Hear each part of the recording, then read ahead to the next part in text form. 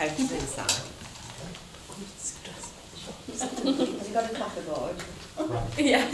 Right. Okay. Good morning, everyone. Welcome to our annual, our patient reference group December meeting. So a bit of a special event for this meeting. We are streaming live on Facebook. So welcome to anyone who's watching us on Facebook Live. A warm welcome this morning. It's a bit of a different meeting this morning. What we're going to do is run through our annual patient survey. We're going to run through the questions in there, discuss the feedback, and then we're going to look at in particular the two questions at the end, which was about how we improve services at Library House, and also things that patients have told us we are doing well, and just discuss all those things. If you've got any questions from Facebook Live, then fire those in, and we'll discuss those and respond to those as best we can. But what we'll do to start with, because I didn't do this at the PPG live stream event, is introduce myself. So first of all, my name's John Norcus, I'm the practice manager here, and if we just go around, if you could all just introduce yourselves for the benefit of those watching, that would be great. Thank you. I'm Tony Maxbury, semi-retired, just part of the patient referral group. I'm Kate Shepherd, I'm one of the healthcare assistants at Library House. I'm Dr. Kevin Tipper, I'm one of the GP partners here. I'm Ruth Deves, I'm the reception manager. I'm Kayla Ormerod and I'm medicines coordinator. And Ros Millington, I'm retired and patient group. Oh, sorry, patient, Barry Culpin, patient for many years. Liv Coleshaw, member of the patient recommendations group, also a patient at Library House Surgery and a retired district nurse. Okay, thank you. So to begin with, we will run through the, we'll skate through these, about 24 questions that were out on the survey. If anyone's got any questions, queries, things that they want to input into this, then please feel free to do so as we go through. So the first question was, when I visit or call the surgery, I'm treated fairly with dignity and respect. And the options for this answer were ranging between strongly disagree through to strongly agree. And the results, consistent with previous years, are all really in the agree and strongly agree column. Some neither agree, disagree, and then not many on the disagree bit. In terms of agree, we've got pushing 50% of patients, and in terms of strongly agree, there's just under 40% of patients. So that's good. The vast majority of our patients feel they're treated fairly with dignity and respect. Question number 2. During my appointment/consultation, I am made aware of local health services that are available to support me. For example, getting more active, stopping smoking, losing weight, reducing alcohol intake, etc. And the largest result in this was 35% of patients neither agreeing nor disagreeing. Disagreeing with this statement was about 15–16% of patients. Agreeing with it was just over 30%, and strongly agreeing was just over 12%. So that would suggest to me that in the main we are making patients aware of all the support that they can have, but still work to do, I would suggest, with that, with circa 20% of patients not being completely clear on that. Has anyone got anything else on that question? I think that's a fair comment. During my consultation, I am made aware of local wellbeing support services, for example, people who can help me with money worries, relationship problems, job support, and carer support. Similar really to the last result, the majority of patients not agreeing or disagreeing on that, so fairly level on that, coming out at just under 50%. And the next largest group after that is the disagree group, which is coming out at just over 20%. So that would suggest to me that the non-clinical support that we can put people in touch with or help people with perhaps isn't as well communicated as the clinical services. It's probably worth mentioning that we have two social prescribers or link workers who work partly for our surgery and partly for other surgeries within our primary care network, and that's their real speciality, to support people who have more sort of non-clinical issues. So that's a service which has been in place probably only for the last month and a half really, so hopefully that will help with people getting support in those areas.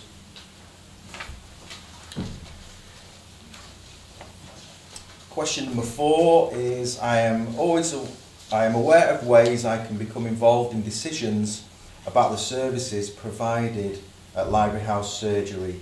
So fairly equal on the disagree and then the sort of midpoint of neither agree nor disagree, both coming in at around 30%. So that and then the majority of the others are agreeing with that. In terms of ways that people can become involved in decisions about services provided, we've got 4 of our patients here who are involved in talking about decisions and being involved in decisions that are made at the surgery. If that's anyone else who would like to be, become more involved, then this is a way you can do that. Or we have the annual meeting as well. Please feel free to come along to that, and that's a way of being involved. So, yeah, perhaps we can communicate that.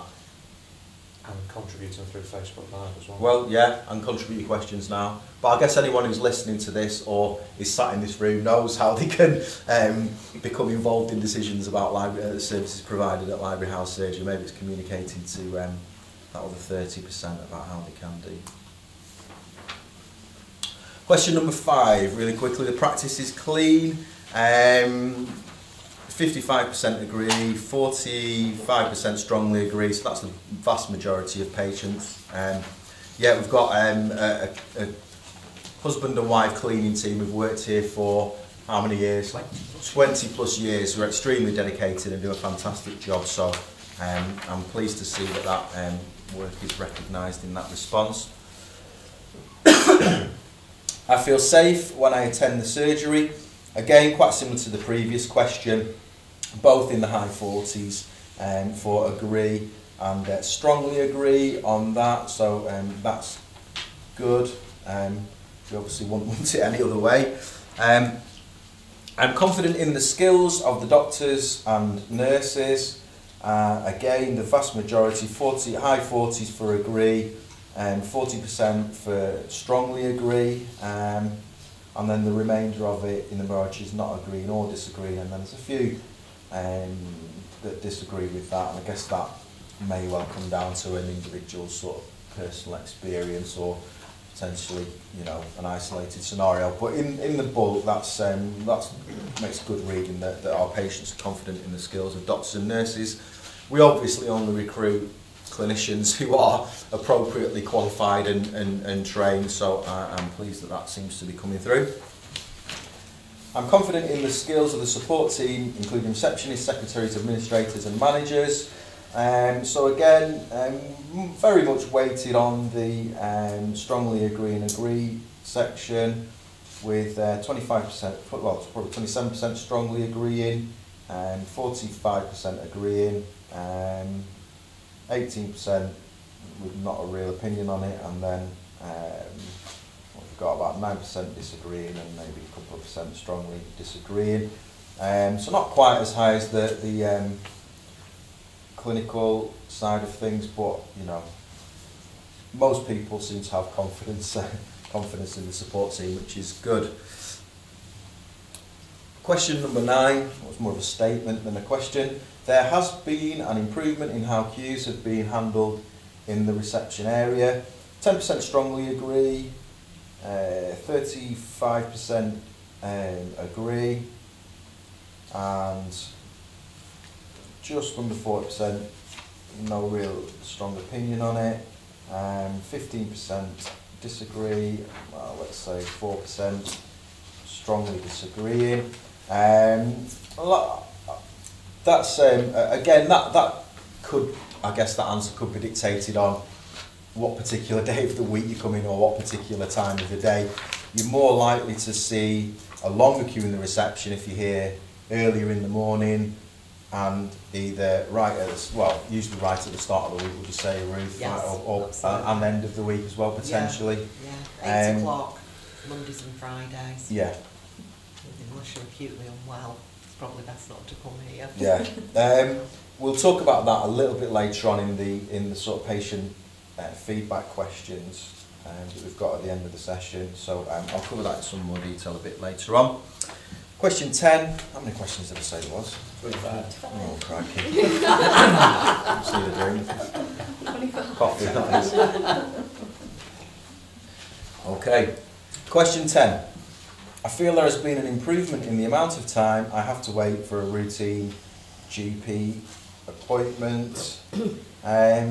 Fairly evenly split right across the board, really.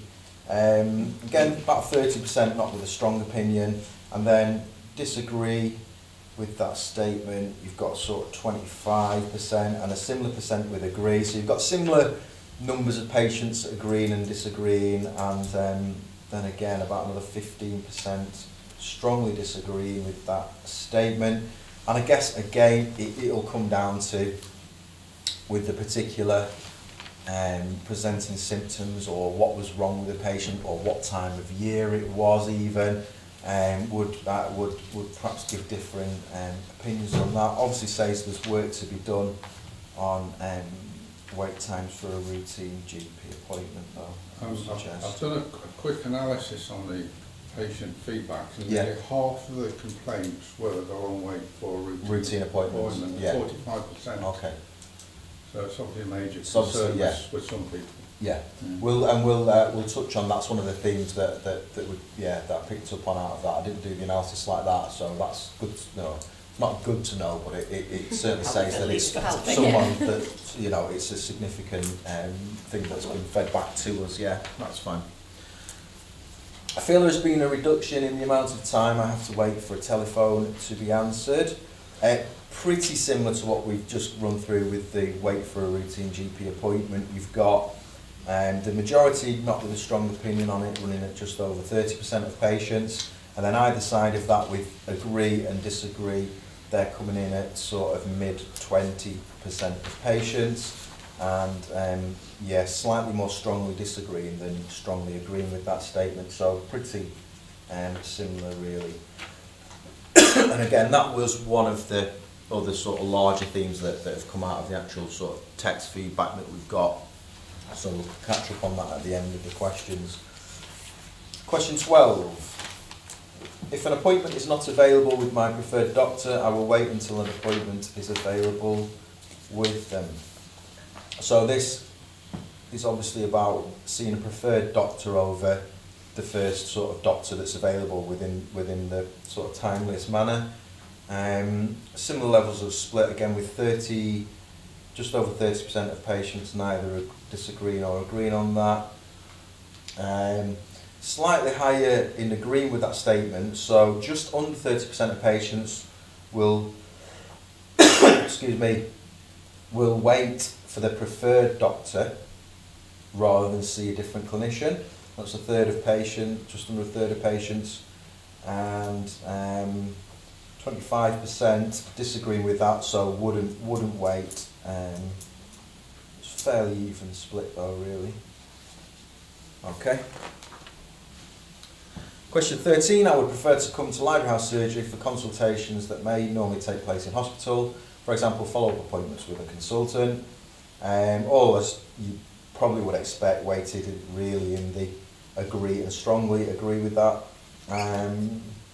statement. That's what my sort of experience from speaking to patients is that would prefer care in their GP surgery rather than having to go up to the hospital, be that, you know, up to Chorley or up to Preston. Does that actually happen at the moment? Do we have consultants here too? We don't have consultants here, but there are other services which may have been running hospitals or other areas within Chorley. So we've got obviously the physios who work for Ascenti, which is a contract delivered by Lancashire Care Foundation Trust. That's in-house. Got Scrivens, the audiology service. So these are all services which are hopefully easier for patients to access. John, Yeah. the cardiologist came and Yeah, Dr. Schofield. So yeah, we have had consultants in for more one-off, really for specific one-off pieces of work, like working with patients on a specific drug type and things like that. But routinely they're not. But you're correct. Yeah, we have consultants in. Does this take into account results of blood tests and things like, you know, X-rays and what have you? Because I've got evidence to state that if you have a blood test taken by a hospital clinician, you don't get the blood results here. That's correct. I've just queried that this morning, and it's correct. So the results go back to the requesting clinician. So if you were to see a consultant at the hospital and they requested a blood test result would always go back to themselves. We do have a system where we can access them, but we're not necessarily notified that they've had that test.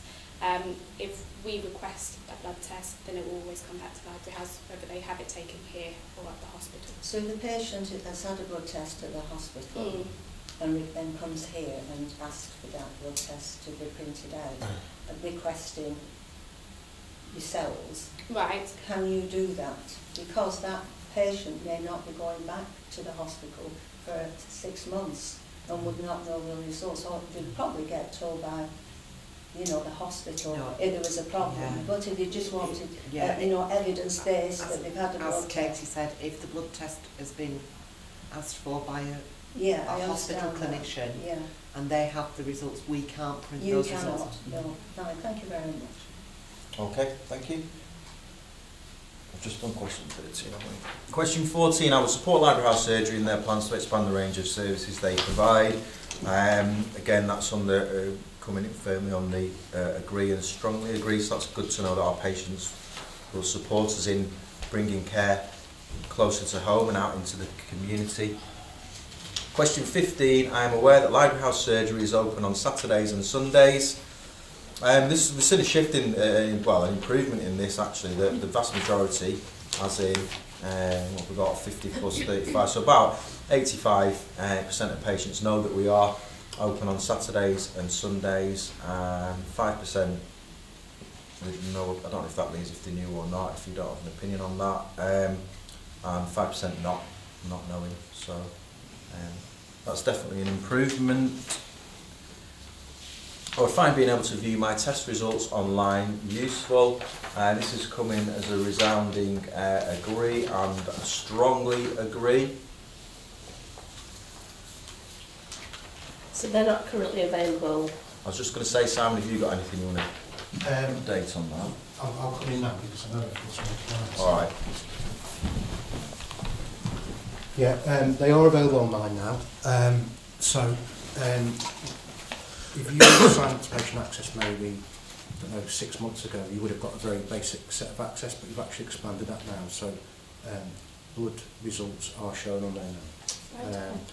And any new patients who ask for patient access now will be able to see those results on there. And if you signed up previous to that, do you have to come back in to update patient access? You can ask for that to be done, but we're also actually working through patients who don't have the full access to actually give them that full access as well. Right, okay. So thank you. If you want it sooner rather than later, probably just ask us and we'll do that for you.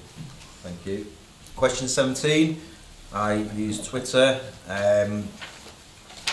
80% no, 20% yes. I presume these are questions just for about if we do anything different with social media, is it? Yeah. Might have not got these ones. I'll whistle through them. These are just sort of perhaps more for internal use. I use Facebook. 65% of patients who responded to the survey yes, 35% no.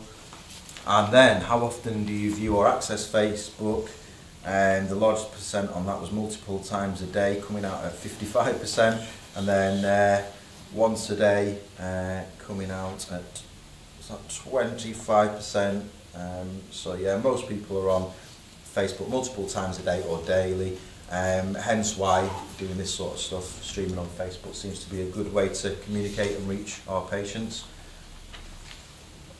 Have you ever viewed a Facebook Live post-event? A 50-50 split between yes and no. I presume it's just as easy as clicking on a button, is it, to use one? I don't know. How useful do you think Facebook Live could be in allowing people to participate in discussions or events about healthcare? The majority came out as somewhat useful, around 50%, and the next largest one after that was very useful at 20%. So seems to be a good way of engaging with patients, and patients are feeding back that that's something they find useful. Would you consider watching a Facebook Live healthcare discussion or event? That's come out at 60% yes, 40% no. And these are very specific questions. Which type of healthcare event would you most likely view or attend? A Facebook Live discussion, what, do you know what those are? Yeah, so it's a Facebook Live discussion or an event held in a GP surgery or, say, a village hall or a meeting room. Oh, okay. But what's interesting about the results there, which come out at 50-50, is if you just do an event in a village hall, you won't get the people who are watching on Facebook Live, and if you just do an event on Facebook Live, you won't get the people who watch. Yeah. Right. So it shows the importance of maybe doing as we're doing today, which is doing having a physical meeting but on Facebook Live. Yeah. Yeah, you're right, it's absolutely 50-50, so people obviously have preference for what they would attend or how they would engage, and that's mirrored in the next question, which is, in which type of event would you feel most comfortable asking questions? And that's come out at 50-50 as well. And that result's quite important as well, because in January we're going to do a Facebook Live event around cervical screening. So we know some people find that subject maybe embarrassing and they wouldn't want to sit in a meeting room and talk about it. So we're hoping that by being able to ask questions on Facebook, if they do have questions they can ask them, so it's giving them a way they can ask those questions. Excellent. Thank you. Okay, so the next part of the meeting is running through the last two questions on the survey. One was, please tell us how we can improve our services at Library House Surgery. What's the title of the other one, Simon? I've not got it on the sheet. It was about what, basically what was... Please tell us the best. Please tell us the best thing. So obviously positives and negatives really. So we're just going to run through some of the themes which have come out of that. Barry's obviously mentioned the 45% on the wait for routine GP appointment. But I mean, this is, this isn't it's not a dress rehearsal, this meeting. It's a genuine meeting. We've not rehearsed anything. Everyone will testify to that. Really, for me, apart from this cough, I need to see a doctor. I tried, but I couldn't get a routine appointment. I never go to doctors. Really, for me, this is about us being transparent as a practice. We're big enough and mature enough to look at ourselves and recognise that we don't get everything right. We get some things right, we get some things wrong. Sometimes that's through doing something wrong, making wrong decisions. Sometimes it's through the system that we have to work within. I can guarantee that everyone who works here works extremely hard, wants to do a good job for the patients, and we're never going out of a way or intentionally looking to frustrate or upset people, despite how it may feel sometimes for patients on the receiving end in individual circumstances. So, like I say, this is about us being transparent, having a discussion around how we can improve things. Hopefully we'll get a chance to communicate and explain why some of the things happen like they do, and that will hopefully help people understand the sort of system and some of the constraints that we're operating in. So, yeah, we'll have a discussion about these things. So to start with, as Barry mentioned, 45% of the please tell us how we can improve services at Library House Surgery were very much around the theme of, and this was wait for a routine GP. So this wasn't talking about our on-the-day acute provision of doctors and advanced nurse practitioner appointments. This was for routine appointments, so more chronic issues, perhaps multiple complex issues, but that didn't require an acute appointment on the day. One thing which we know we are very good at is our on-the-day provision. So if a patient is acutely unwell and they need to be seen, they will be seen that day, and they will be seen by someone here. So, and the feedback reflects that. It does reflect that. I would agree. That there is no dispute that the on-the-day acute provision is good in the survey. So a few of the comments were, you know, I'd like to be able to see my own doctor within 2 weeks and quicker access to the preferred GP. So you've got two themes running within the routine GP appointments. One is a patient who wants to see a doctor and they're not so concerned who that doctor is. That patient will likely see a routine GP, a routine appointment sooner than someone who is waiting for a specific clinician. And really, part of it comes down to the system that we operate in. The system that we operate in says that every patient has the right to express which GP they want to see, which is a great statement, and I understand that, and we would love for that to be the case all the time. However, when you've got 16,500, think about it, we've got 16,500 patients. If those patients, as an extreme example, all want to see the same clinician, it's just not going to happen. You're going to have 7 doctors sat there doing nothing and 1 doctor having a breakdown. So, whilst we'll always try and accommodate an expression for a usual GP, and we completely understand the reasons why a patient would want to do that. It's about the rapport and the relationship that that patient has built up. It's about the continuity of care. If someone's got complex multiple needs, that the patient knows them and their history, and the patient will feel then that their sort of treatment or care is moving on, rather than feeling perhaps go back to, I've got to explain myself again and repeat myself to the doctor. So we understand all that. The reality is we have no real way of managing what a patient wishes, because it's obviously the wish of the patient.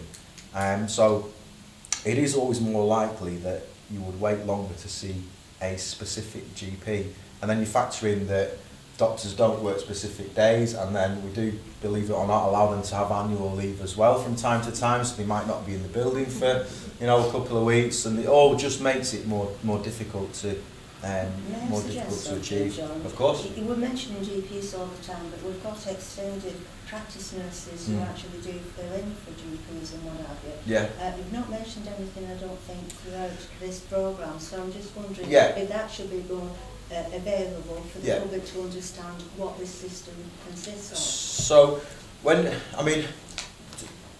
you're looking at the provision that we've got, the other element of routine appointments is we've got obviously a finite number of doctors in the practice working for us, and unfortunately this comes down to the old question of budgets and finite budgets and finances. So the contract that we operate within, the specifics of it are, and this is talking about providing appointments with prescribing clinicians. So this could be doctors, this could be advanced nurse practitioners, and all the ones who work here can prescribe. Not every one of them prescribes, but all the advanced nurse practitioners who work at this practice can prescribe. And so the contract says that we must provide, and this, bear in mind, this is how the contract is geared up and delivers funding in the way of 70 prescribing appointments per 1,000 patients, and that is on a weekly basis. We've got 16,500 patients, so that means on a weekly basis we need to provide 1,155 appointments with a prescribing clinician.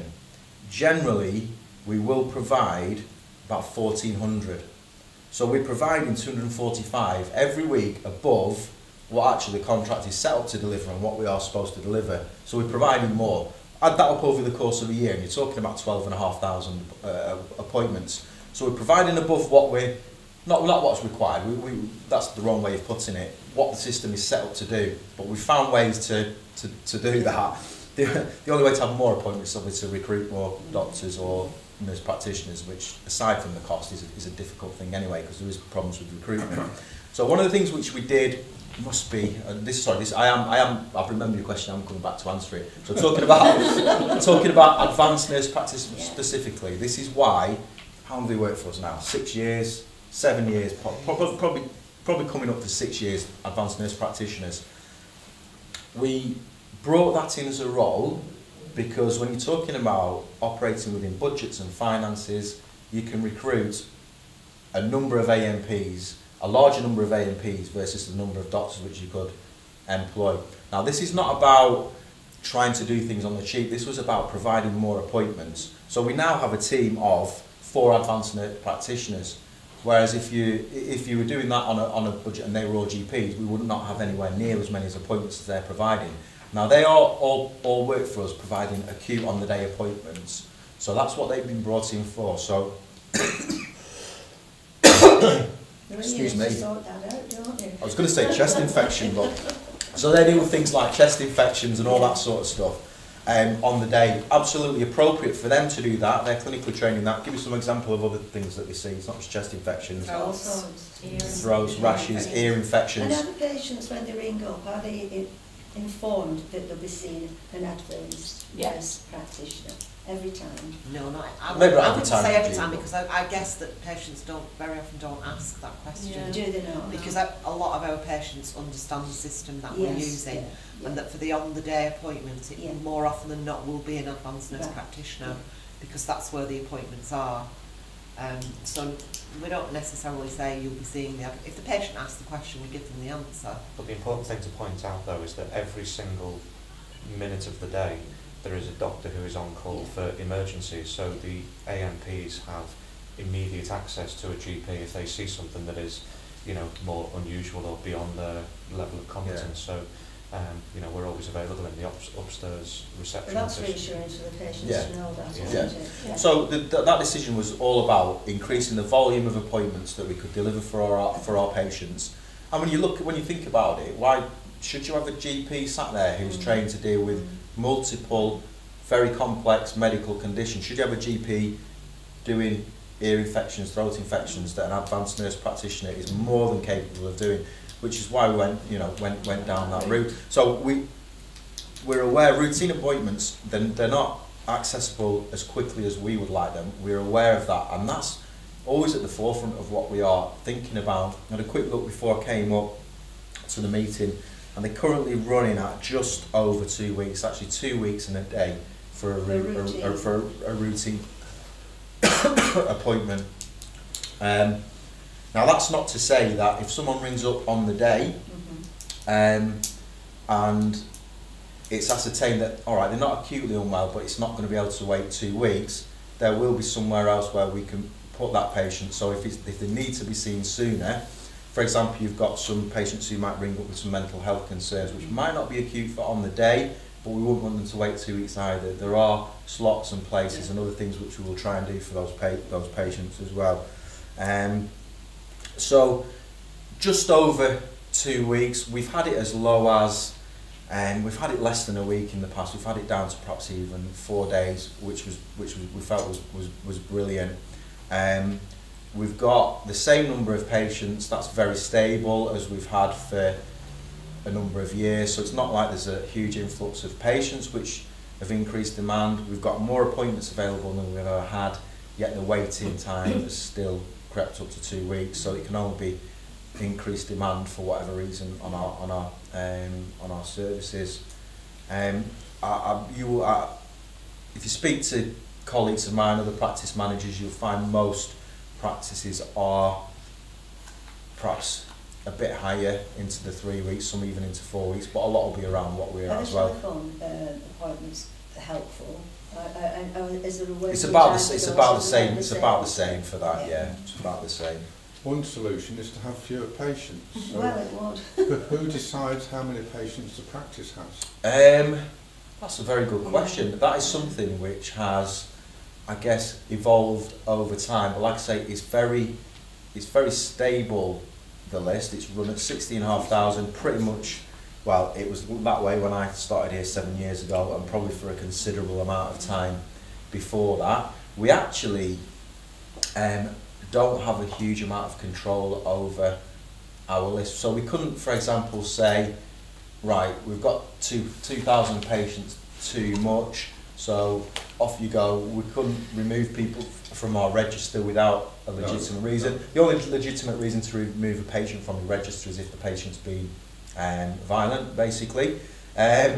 So there's nothing that we can't have a control about that. What would happen is, though, so we're at about 16,500. Say they built a load of new, I know they haven't done here, but they have done up at Buckshaw. Say they built 1,000 new houses round the corner, and we were looking at thinking, well, we could perhaps get for patients, a household out of that, so we might have another 2,000 patients, then that for us would be, well, this is going to be additional patients. Additional patients, if you've got more patients, you do get an additional amount of funding, so that will be a recruitment position for us at that point. So I think what is it attached to a GP at the moment? It's about to 2,500 patients attached to each GP. Yeah, that's here.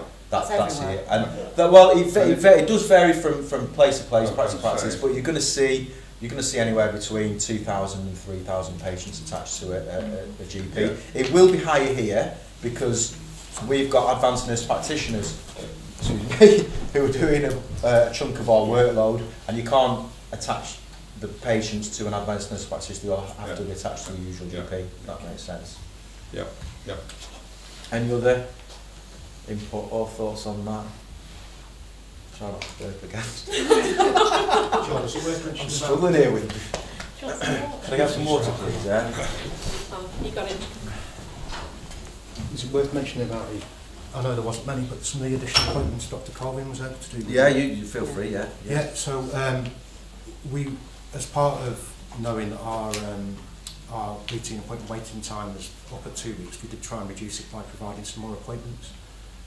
So Dr. Colvin has done 2 sessions now at home with video consultations. So there are additional appointments with one of our partners right now local, and it's just when it's been made available because she can work at home and do that. So otherwise she wouldn't be able to do that. So it was just really a familiar face for patients with video consultations. Something that I've noticed from this particular question is a lot of people talk about lack of appointments on patient access or My GP. So from that, I've got 2 questions. Yeah. Firstly, can you explain the difference between My GP and patient access? Because I've been a patient for years and I don't know the difference. So that's one question. The second is I noticed that I've been looking since I received this through the post at the availability of appointments. There are very few appointments available. However, there have consistently been the video call consultations. So patients aren't currently wanting to take those up with the same enthusiasm that they would a regular appointment. Yes. Possibly some people aren't aware what they are, and the fact that it says that you have to have a smartphone, perhaps some people worry as to how exactly that technology has to work for them, so they're a little bit less keen on booking that appointment. But I wonder if perhaps, because a lot of this feedback does relate to My GP booking, unavailability online, you have to ring, then there's waiting on the phone. Why is it that appointments aren't available on there? Well, do you want to go through the differences between the 2 first? In a way, they're both the same thing. Patient access and My GP app are a way using a computer or an internet-connected device to connect into our system to look at. In both, you can look at your medical record, but also to look at available appointments. There are a couple of reasons behind why appointments aren't available on either of those systems. One of them is if there are no appointments available. Yeah, obviously. Another one is there are some appointments on both systems. They will only look 28 days into the future. They won't look beyond that, and that's just a restriction. We can't control that. So if there are appointments available in the appointment book and more than 28 days in the future, you won't show them. But I think we do have work to do because some of our appointments are only in the appointment book 2 weeks into the future. So if we put appointments in the appointment book between 2 and 4 weeks, then we may show more. They would show more, yeah. Right. So because a lot of the feedback does relate to people's frustration trying to get through on the telephone, but not being able to book on a device. And I can see that is, frustrating, isn't it, for people? Well, the 2 are related really, because if people are struggling to get through on the phone because of long call queues, if they're booking appointments, they're not on the phone, so therefore. So we did have a discussion internally about what we need to do to increase our chances of appointments being available online. And we took that away as an action. Yeah, that's right. Thank you very much for that answer. Okay, anything else on wait for appointment times? Or I appreciate we've not given up. We can do something we think about the online stuff, but in terms of routine doctors and the availability of clinicians, it's difficult. I think what is overwhelming from this question is that a lot of people are actually really quite happy, aren't they? A lot of people are actually saying that the service is really quite good. The themes are the one that you mentioned, the one I've mentioned. Apart from that, there are only very few little comments, like a couple of people have like a clock, and there are bits and pieces. We can get a clock. But on the whole, I highlighted that in my notes. But on the whole, people are quite happy, aren't they? Yeah. And that shows to me, as a patient of the practice, that people are quite happy with the provision. There's room always for manoeuvre. There are odd comments which are very good, but on the whole, people are quite happy. Yeah. Okay. So one of the other themes I think that came out was around part of the negative stuff is around operational things, some of which is in our control, some of which it isn't, and some of the feedback that comes out, I think, is around a misunderstanding of the system or what we're trying to do or achieve, or what's sort of happening in the background. The reason I say that is because a few of the comments were around receptionists deciding if a patient should see a doctor or not, and deciding if that said problem was urgent or not. So I think this one for me, first and foremost, well, not receptionists, the care navigators, but first and foremost, they're not making clinical decisions. They simply don't make clinical decisions. It doesn't happen. Every clinical decision is made by a clinician. That's, in the main, will be made by a duty doctor. So obviously when a patient rings in, they can't see where the receptionist is sat, but unless they're on the front desk, they will be sat with a GP right alongside them, pretty much in the thick of it with them. So when a receptionist puts the patient on hold and then comes back with an answer or a suggestion of what may or may need to happen or may not need to happen, that will have been in a conversation with a doctor. What we also have as well is a care navigation pack, which all our care navigators have. Now this is really not about making clinical decisions or diagnosing or anything like that. This is just about trying to get a patient to the most appropriate clinician in the most appropriate space of time. So they have how many pages are in that, Ruth? About 5, 6 pages on a spreadsheet of all different reasons patients ring up with, and then it has a first choice, second choice and a third choice of where that patient should go or seek help in the first instance. So it's not about a receptionist working out whether someone needs help or not, it's about getting them to the most appropriate person. And another part of the issue that some patients have is being asked these questions off the reception. So I'm asked too many questions about what's wrong with me, or I need to give too much personal information before anything happens. And I understand that, and some people are, very private and don't want to discuss things apart from with the clinician. That's fine. A patient always has the right to say, I don't want to discuss it, I'm not going to discuss it, and we can handle that situation, we can deal with that and respect the patient's opinion of that. However, it makes it incredibly difficult for us to do our jobs efficiently and effectively if that happens. We ask for this information to try and get the patient through, as per the care navigation pack, to the most appropriate clinician. And this isn't about getting someone to see a nurse instead of a doctor, or getting someone to see someone they shouldn't see. This is about getting them to the right person. I'll give you an example where you get a patient who perhaps in the past might have rung up and said, I want a routine appointment. And we may well have gone, okay, here's one in 2 weeks' time with Dr. such and such, there you go. Now, how do we know that that patient could have waited 2 weeks for an appointment? So by asking a few simple questions, can you just explain what it is that you know, that's going on, or why you're looking for this appointment. Now, if they give something which is in our care navigationers pack as, hang on a minute, this needs to see a GP today or within 3 days, then that's got to be a safer way of delivering care and getting people to the right clinician in the most appropriate way. And like I say, within each category, within the care navigation pack is first choice, second choice, third choice. So there's always something that that the care navigator can do.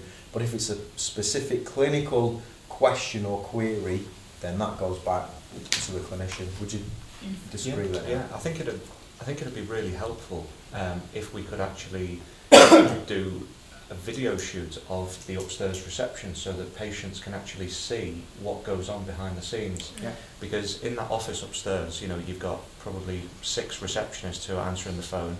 You've got the duty doctor who is sat there in the middle of 6 receptionists, and the duty doctor sessions last between 8 in the morning and 1 in the afternoon, and then a different duty doctor from 1 in the afternoon until 6:30 when we close. And when you're sat there in that chair as duty doctor, you are essentially dealing with receptionists all day long, asking you questions about where patients should go, how urgent is it, when they should be seen. So it is entirely really the duty doctor's decision to make sure that patients are seen in an appropriate time slot. And I think it would be really helpful to give that kind of insight into what goes on up there. It would, wouldn't it? Because some of these answers relate to that very thing, that they're thinking that it's the person sitting on the front desk answering the phone making the decisions. No, but that a lot of the answers do basically say that. Misunderstanding and better communication. Awareness of what actually is happening here. Can I suggest that when somebody rings up the practice, rather than this voice going on about in an emergency dial 999, which after you've heard it about 10 times, all you want to do is jump on the phone. Could you, what you've just said be not summarised so that patients can listen to that while they're waiting to be connected to the care navigator, so they understand what's going to happen when they're connected? That actually does happen, Barry. Dr. Chadwick, there is a message on there from Dr. Chadwick that explains what care navigation is. There is. Yeah, there's a navigation that's been on there for 2 years to explain what is happening. We've got the screens now down, so we've got a new screen system downstairs, and we can put videos on there, and I think it'd be great. Look forward to making a video about that. Can I ask a question about community, because I'm very involved with the community, and how the community are involved now on domiciliary visits by GPs or advanced practice nurses, because I know some practices do send out advanced practices nurses if required. I know it was brought up recently in the news that they're going to terminate GP home visits, domiciliary visits. I just wondered how we as a practice here are looking at that suggestion. So initially, anybody who requests to be seen at home, that request will be triaged by the duty doctor. So the duty doctor will have a telephone conversation with either the patient or a relative to understand what the nature of the request is, and then a decision will be made based on the problem as to whether that visit was required or not. Then once we've decided whether the visit is required or not, we then determine who the best clinician is to see that patient. And clearly if it's a palliative care end of life situation, that's a different skill set that's required to somebody who's in bed with a bad chest. So we then send the most appropriate clinician depending on the nature of the problem. Can I just bring up a recent situation that arose, that the district nurses who came out to an end-of-life patient were not aware that you were open on a Saturday and Sunday, and the pharmacy was not open on a Saturday after, and they had to contact Manchester doc to doc. Is that correct? Go to doc. Yeah, they provide out of hours. So that's right. For we don't do home visits at the weekend, so we're only open for mostly pre-booked routine appointments at the weekend, with a very small number of on-the-day appointments. So for things like that, acute problems that happen over the weekend, it goes through the out-of-hours service. And but you're still contactable for prescriptions on that morning, on Saturday morning. No, you're not. No. We don't offer a full service at the weekend. Because on there's been some confusion on that. We couldn't be fully staffed on a Saturday and Sunday. There's literally couple of GPs and some nursing appointments, but Yeah. that's pretty much it, yeah. No, it's good to clarify that. And of course, the other thing to say as well about home visits is, you know, it takes 30 to 40 minutes per home visit. Yeah. And many, many times when we go out to do home visits, sadly, a lot of the time they're not appropriate. They're not appropriate. And that's why we triage everything to make sure. So, you know, we visit where it's necessary, but equally, we won't visit where it's not necessary. And often, you know, patients' desires and wants versus what is actually medically necessary are very different. And that's where we can make, you know, efficiency in time so that we can, you know, deal with things more appropriately. I take your point, Dr. Tilly, because I mean, I'm going back into my day where the GP who was attached to the particular department went out to their own patients. And things have changed so much now, that's not possible, is it not? So therefore, what you were saying now is you might not get your own GP, it may be somebody else who was appropriate or on call that day. Do you have an on-call system whereas the one GP is attached to domiciliary visits or No. not? No. The duty doctor triages the visits, right. but then the most appropriate clinician will be decided based on who's available on that day. That's good. Yeah. Thank you. Okay, that's good. Any other themes spotted out of the areas for improvement? No, the only other thing that I would like to highlight is this one.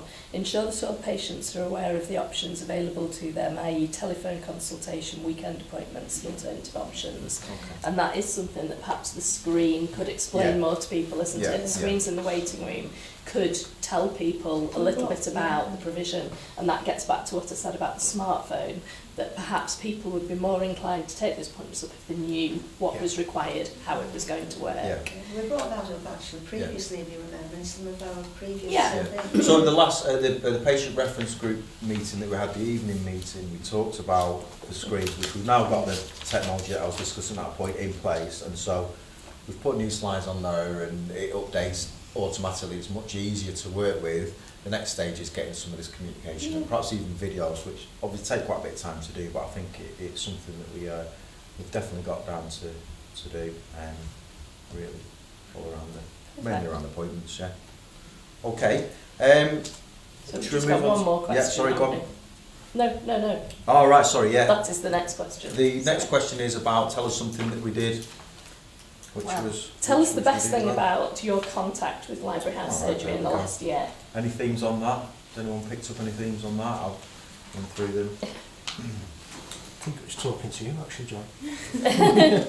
Well, what I noticed from them, and I've spent a fair bit of time highlighting them, is that again, people are really quite happy. That they're very happy with the service overall, that they're treated professionally, staff are helpful, receptionists are very helpful. And I think that is something that is clear from this question, that on the whole, people are very happy. I picked up that people who are not necessarily regular patients are a bit frustrated by sometimes probably not understanding what we're actually providing. People who are coming in on a regular basis, they know the system. People who don't come in on a regular basis are somewhat, and I think this is where sometimes they get a bit frustrated. Also, I'd like to, who's the travel person? I've noticed Heather, one of our nurses, what is a travel person? I was called a district nurse, it's not a nurse, is it not? Heather Walmsley is a practice nurse and she runs a travel clinic. It's a travel clinic? Yeah, it's injections for if you're going abroad, basically. If you're going abroad. Yeah. Right, I was confused about that. I thought they put a new name on us. So if you go on an exotic holiday, we'll make sure you get and she all the comes out your injections home. you need. No, she runs a travel clinic. Because when you said travel, I thought... No, travel as in with a new name. Right, okay, that's interesting that. So you make an appointment through the same system. Yes. And you ask to see the travel nurse. And you have to pay for the vaccination. Depends. And who does the prescription for that? Well, it's for the vaccination. prescribed by GPs. So they would have to see the GP first, would No. Heather liaises with the GPs and we sign the prescriptions for the vaccines that are required. So if a patient rings up and is going to Buenos Aires or somewhere like that and needs a vaccination, Heather would ask the GP for a prescription, is that what you're saying? Yeah. Heather's not a prescriber. Right. So the prescribing is done by the GP. Right, so Heather knows what injections they need, but a doctor always has to sign off on the so prescriptions. then the patient can come to see Heather. Yeah, with the correct, injections. And there's some injections which are covered under the NHS. That's right. Some of the basic travel injections, and then there's some of the more exotic ones which aren't. I couldn't tell you what they are. Because they're not, top of my head. you know, they're not. It's a lifestyle choice to go on an exotic holiday, not so medical. And does the Not patient medical. pay for the prescription, has to pick up the prescription? No, they'll have it injected here, Heather. And they pay here? Yeah. Okay. Yeah. So part of it's covered by the NHS contract. Yeah. Part of it, That's patient needs to something I pay didn't know, thank for you. it. Yeah. No, you're welcome. Just having a quick look through if there's any other particular nice. One thing which I did notice, although in the tell us how we can improve, there was a few comments in there about rudeness or abruptness or people being impolite, which, you know, like I say, we don't get everything right all the time, but there was an overridingly huge amount more positive comments about our reception team being polite, friendly, helpful. And sometimes I wonder, is there a correlation between a person getting exactly what it is that they wanted, or not getting it exactly is what they sort of desired? And the which, perception of the service, yes, based on what their expectations was. I didn't get what I wanted, so I don't So like don't it. like it. Might skew perhaps the view of someone who wasn't necessarily being rude, but perhaps wasn't being completely warm and fuzzy. And also, you know, hopefully most of the people who come, well, not hopefully, that's one way of putting it, but people who come in here should be unwell, or they shouldn't be coming here. So if people are unwell and are in pain or struggling, then I think that's also going to perhaps, if someone's perhaps being, you know, more matter of fact or efficient in dealing with your patient, I guess I could see how that could come across as perhaps being unfriendly or not demonstrating empathy. So I can also see from, you know, a patient perspective how that sort of stuff happens, but we work hard when we recruit people to make, well, get people in who like dealing with people, because if you don't, then it makes everyone's job harder. And you can't, if you don't like dealing with people, you can only fake it for so long, can't you? You can't fake it forever, and it always shows up eventually. But I think you know, certainly I'm very happy with I think the feedback shows that and I think the feedback patients is are certainly on the whole very happy. heavily more weighted in that side of things. Has anyone seen any other? One comment, there's only one comment that came through, was that if GPs are running late, is it possible to display that so people know? Now, is that possible or desirable? Or? There wasn't an automated way, was there? There was on our old system, there isn't yeah, on the new there's on this system. one. I can go off and have a look if there's any way we can do that. It's just that... Yeah, it's managing expectations, making someone aware. Yeah, I mean, you sit there waiting for your name to come up and you think, God, have I missed it? Am I going to sit here all morning and it's passed? Yeah, it's a good point. I think having a word with the receptionist on the front desk, she'll be able to tell you, know, approximately where we're at. Yeah. But, you know, it's...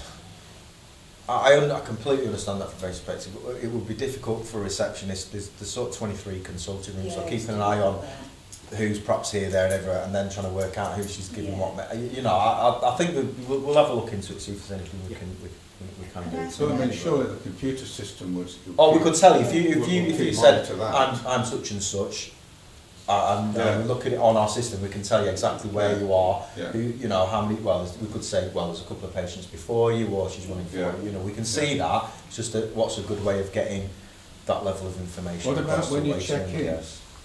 That's how it did say, didn't it? One system did say there are 3 people before you. Patients in front of you. It did say that. Coffee. So this system can't do that. Not out the box, but I can have a word with them and see whether they could. Because it did do that in the new update. I thought it did, It did, it said there were 4 people before. That was when it was all closest to the reception desk, wasn't it?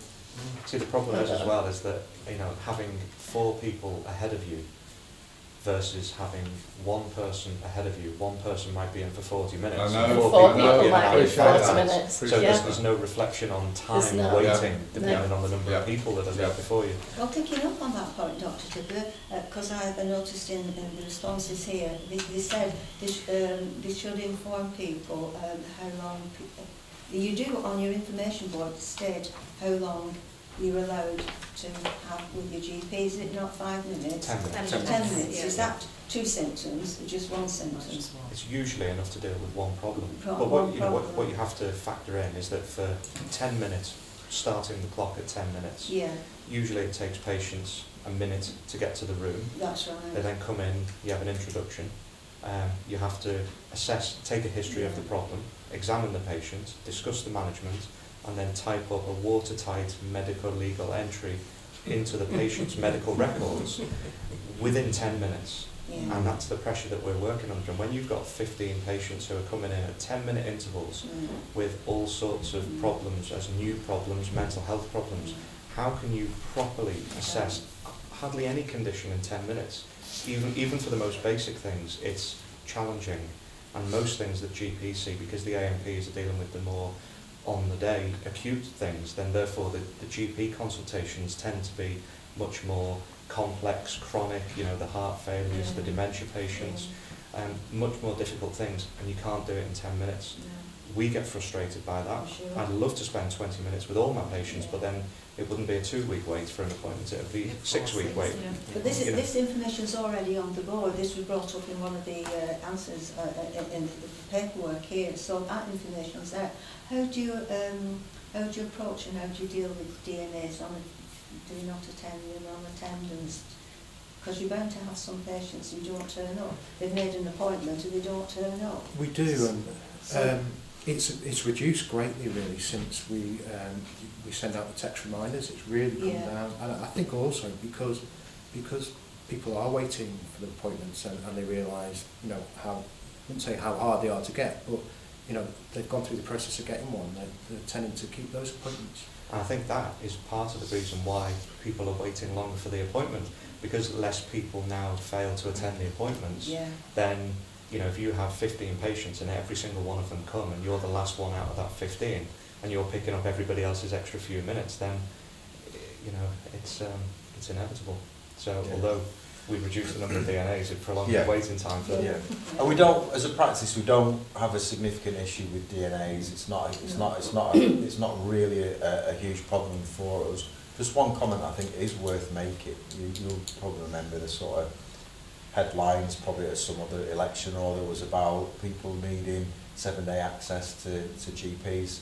Guess when our absolute highest DNA rate is? Sunday. Correct. Sunday. Yeah, Sunday. We've got clinics where 50% of patients haven't come in, half the patients haven't rocked up. It's not like that throughout the week, and like I say, I'll reiterate, we don't have a problem with DNAs, but Sunday appointments are highly likely to be a DNA.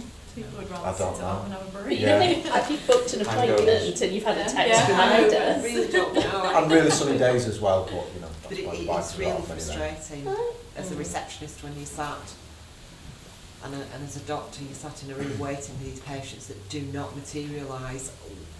And very often they'll have given you hell to get the appointment And then don't come to and then they don't come. So you just kind of think, I went to a clinic at Chorley Hospital, it's maybe last year, maybe the year before, and it was either for a gastroscopy or a colonoscopy.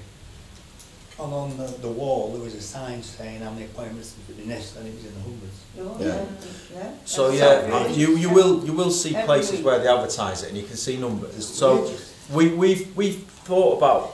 That, we have had that here in the past. We have, haven't we? okay, There was, so we have in the past. Here's said my last week. take on that. So if I put a board up that says we've had 200 DNAs last week, everyone who's sat in the ratings is going to be really frustrated by that. But I don't need to tell you all that because you've all come to your appointments. It's what do we do with the people who aren't showing up in a DNA? So I'm educating everyone who's diligently turned up how many people haven't, and it just creates, I think, you know, frustration. We managed the sort of did not attend well. We've not got a huge problem with that at all. As Simon mentioned, text messages and reminders certainly helped a huge amount.